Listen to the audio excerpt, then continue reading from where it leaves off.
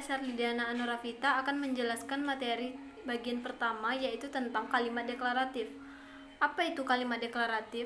Dalam bahasa Indonesia, kalimat deklaratif merupakan kalimat yang memberitakan sesuatu kepada mitra tutur. Pada umumnya, hal yang diberitakan oleh penutur merupakan suatu peristiwa atau suatu kejadian. Dalam kalimat deklaratif dapat berbentuk kalimat langsung maupun tak langsung. Dari segi bentuknya, kalimat deklaratif ini terbagi menjadi 3. Yang pertama, kalimat deklaratif yang bersusun secara inverse, kalimat deklaratif berdiatesis aktif, kalimat deklaratif yang berdiatesis. Menurut Kunjana, kalimat berita disebut juga dengan kalimat deklaratif yang digunakan untuk membuat pernyataan dan diakhiri dengan tanda baca titik. Kalimat deklaratif dalam bahasa Indonesia mempunyai maksud untuk memberitakan sesuatu kepada si mitra tutur, baik tuturan langsung maupun tuturan tidak langsung. Sebagai contohnya, ibu menyahut, si Ati akan pulang dari Jepang bulan depan. Ibu menyahut dengan mengatakan bahwa si Ati akan pulang dari Jepang bulan depan. Informasi tersebut dituturkan ibu kepada suaminya ketika mereka bersama-sama duduk dengan santai di serambi rumah sambil membaca koran.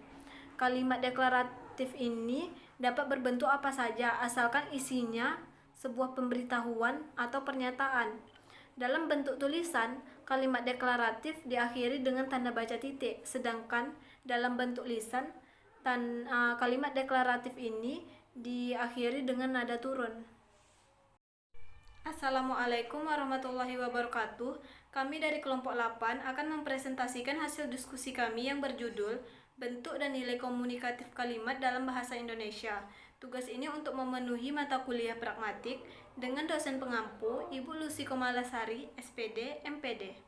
Subjudul materi yang akan kami bahas yaitu pertama, kalimat deklaratif, kalimat imperatif, kalimat interrogatif, kalimat ekslamatif, dan kalimat empatik. Baiklah, saya Rini Osipuanti ingin melanjutkan penjelasan dari Shirley. Yang kedua yaitu apa sih kalimat interrogatif? Nah, di sini ada kalimat interrogatif. Kalimat interrogatif adalah kalimat yang mengandung maksud menanyakan sesuatu kepada mitra tutur. Dan ada menurut para ahli, yaitu menurut Kunjana. Kalimat interrogatif adalah kalimat yang mengandung maksud menanyakan sesuatu kepada si mitra tutur. Maksudnya yaitu apabila seorang penutur bermaksud mengetahui jawaban terhadap suatu hal atau suatu keadaan penutur akan bertutur dengan menggunakan kalimat interrogatif kepada si mitra tutur. Seperti tampak pada contoh. Contohnya yaitu seperti apa yang kamu bawa di dalam tasmu?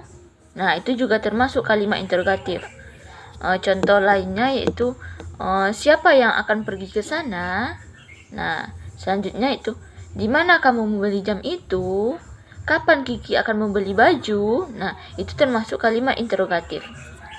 Nah, kalimat interrogatif ini juga dibedakan menjadi 2. Yang pertama yaitu kalimat interrogatif total dan kalimat interrogatif parsial. Pertama, saya akan menjelaskan dulu kalimat interrogatif total.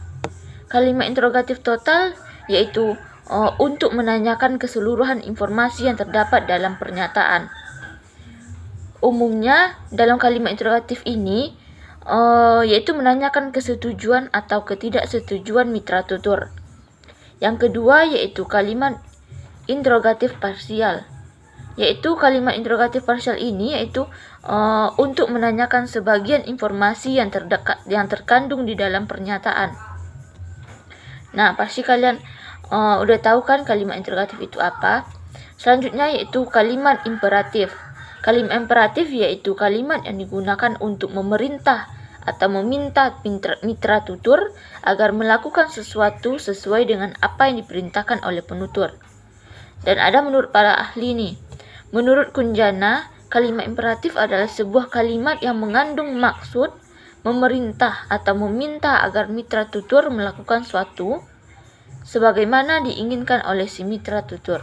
Assalamualaikum warahmatullahi wabarakatuh. Baiklah, saya akan melanjutkan penjelasan yang selanjutnya, yaitu kalimat imperatif. Kalimat imperatif dibedakan menjadi 5 macam, yaitu yang pertama, kalimat imperatif biasa, terdiri dari berintonasi keras, didukung dengan kata kerja dasar, berpartikel pengeras lah. Yang kedua, kalimat imperatif permintaan. Kalimat imperatif permintaan adalah kalimat dengan kadar sentuhan sangat halus. Yang ketiga, kalimat imperatif pemberian izin. Kalimat imperatif pemberian izin digunakan untuk memberikan izin, ditandai dengan penanda kesantunan, silakan, biarlah, dan lain-lain. Kalimat imperatif ajakan, yaitu kalimat imperatif ajakan biasanya digunakan dengan ungkapan ayo, biar, coba, mari, harap. Dan yang kelima, kalimat imperatif suruhan. Kalimat imperatif suruhan biasanya digunakan untuk bersama penanda kesantunan ayo, biar, coba, coba, mari, harap. Kalimat eksmatif. Menurut Kunjana, kalimat eksmatif adalah kalimat yang dimaksudkan untuk menyatakan rasa kagum, karena kalimat ekslamatif menggambarkan suatu keadaan yang mengandung kekaguman. Biasanya kalimat ini disusun dari kalimat deklaratif yang berpredikat adjektiva. Selain ditandai dengan tanda seru pada akhir kalimat, kalimat interjeksi juga ditandai dengan adanya kata alangkah, betapa, atau bukan main.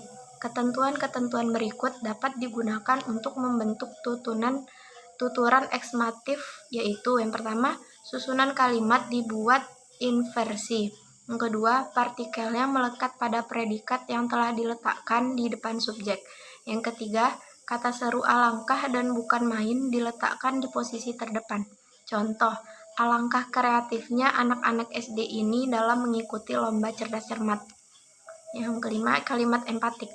Kalimat empatik adalah kalimat yang di dalamnya terkandung maksud memberikan penekanan khusus, biasanya dikenakan pada bagian tentang subjek kalimat. Penekanan khusus itu dapat dilakukan dengan cara menambahkan informasi lebih lanjut tentang subjek itu. Menurut Nap Aban, kalimat empatik merupakan kalimat yang di dalamnya berisi pengerasan khusus kepada subjek kalimat. Subjek pada kalimat empatik diberi akhiran lah dan kemudian bisa ditambahkan kata yang, sehingga subjek kalimat pun menjadi lebih tegas dibanding unsur lainnya. Dengan demikian, terdapat dua ketentuan pokok yang dapat digunakan untuk membentuk kalimat empatik dalam bahasa Indonesia, yakni menambahkan partikel lah pada subjek, menambahkan kata sambung yang di belakang subjek. Baiklah, mungkin itu saja yang dapat saya sampaikan. Lebih dan kurangnya saya mohon maaf yang sebesar-besarnya. Assalamualaikum warahmatullahi wabarakatuh.